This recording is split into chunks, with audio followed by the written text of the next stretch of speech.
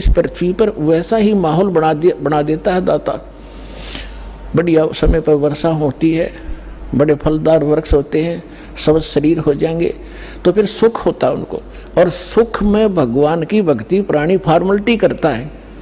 और दुखी प्राणी जब हो जाता है तब उसका दुख संकट निवारण हो जाता है। फिर उसको बताया जाता है यदि आपने फिर से भक्ति छोड़ दी तो वो कष्ट फिर आ जाएगा, तो कभी नहीं छोड़ेगा, आजीवन भक्ति करेगा और वो सफल हो जाएगा। और सतयुग त्रेता द्वापर में ये जीव घना दुखी नहीं होता, शरीर मजबूत होता है, लंबी आयु होती है, खूब ठीक सा इसका जो है बना रहता है व्यवहार। तो उस मालिक को मालूम था कि ये भक्ति नहीं करेंगे, क्योंकि सभी भक्ति करते थे लेकिन शास्त्र विरुद्ध करते रहे। और जिस कारण से वो सोच रहे थे जो साधना हम कर रहे हैं इसी से हमें लाभ हो रहा है, और हो रहा था, वो पिछली बैटरी चार्ज से वो प्रयोग कर रहे थे, अपनी पिछली मलाई खा रहे थे। तो इस प्रकार परमात्मा को पता था, तब उसने कहा था ठीक है, चौथे युग में कलयुग में मैं अपना ज्ञान प्रचार करूंगा। तो काल ने कहा था कि देखो जी, जबरदस्ती ना करना, बलपूर्वक मत ले जाना, आपके ज्ञान को कोई माने समझे स्वीकार करे और आपकी भक्ति करे तो वो आपके हों, और जो मेरे ज्ञान को जो मैं नकली अपने दूत भेजूंगा अपना ज्ञान प्रचार करने के लिए, उनका ज्ञान जो स्वीकार करे तो वो मेरे ही रहे, आप उनको बलपूर्वक न ले जाना। परमात्मा बोला बिल्कुल सही है, जब मेरा ज्ञान ही स्वीकार कोई नहीं करेगा तो खाक जाएगा मेरे लोक में, वो तो वही जाएगा जो मेरा ज्ञान स्वीकार करेगा, मेरी भक्ति ग्रहण करेगा, तब वो जाएगा। तो काल ने जब परमात्मा ने स्वीकृति दे दी तब काल ने कहा था कि बेशक अब परमात्मा आए थे जोग जीत नाम से कि जाओ जोग जीत संसारा, जीव न माने कहा तुम्हारा, जीव तुम्हारा कहा न माने, हमरी ओढ़ हो बाद बखाने। फिर कहा था द्वादश पंथ करूं मैं साजा, नाम तुम्हारा ले करूं आवाजा, द्वादश पंथ नाम जो ले ही हमरे मुख में आन समोई, और अनेक पंथ चलाऊं या विद जीवों को भरमाऊं, देवल देव और पितृ धाम पुजवाऊं, और जब ऐसे नकली जब तब सबके मन लाऊं, और जाओ जोग जीत संसारा, जीव न माने कहा तुम्हारा, जीव तुम्हारा कहा ना माने, हमरी ओढ़ हो बाद बखाने। मेरे वकील बन के खड़े हो जाएंगे, तो रामकृष्ण को कैसे भगवान नहीं मानते हो, क्या कर रहे हो। तो परमात्मा ने कहा था कि अब मेरी भी सुन ले दो बात। चौथा युग जब कलयुग आई तब हम अपना अंश पठाई, काल फंद छूटे डर लोई। जो जितने तू बकवास कर देगा, जितने तू ये भ्रमित करेगा, बंधन बनाएगा, काल फंद छूटे नर लोई, सकल सृष्टि परवानी खोई। ये परमात्मा का वचन है बच्चों, कोई डूम भाट के गीत नहीं है, समर्थ की वचन है। कि कहते हैं कलयुग बीते 5500 पाचा, तब ये वचन मेरा होगा साचा,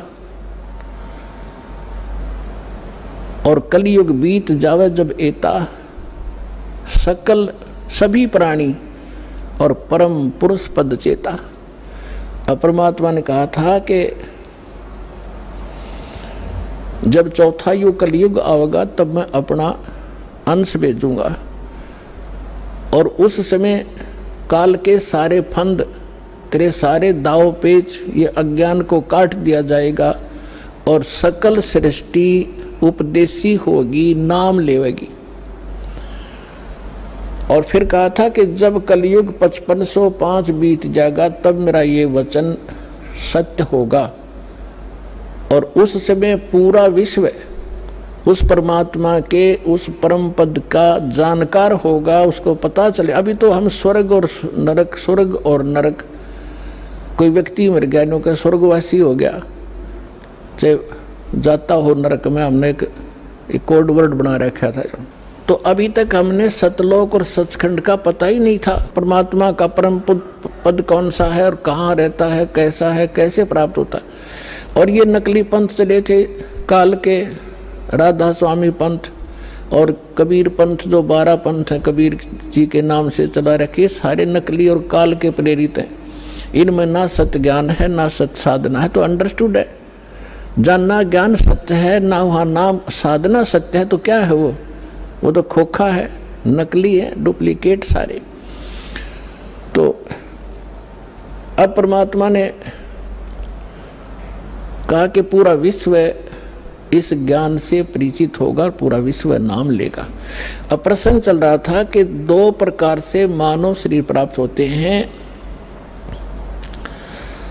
एक तो टर्न वाइज होता है कि नरक स्वर्ग भोग के, उसके बाद फिर 84 लाख प्रकार के प्राणियों के शरीरों में कष्ट उठा के उसको एक मानव शरीर मिलता ही मिलता है। तो वो उस प्रकार का प्राणी शीघ्र भक्ति पर नहीं लगता।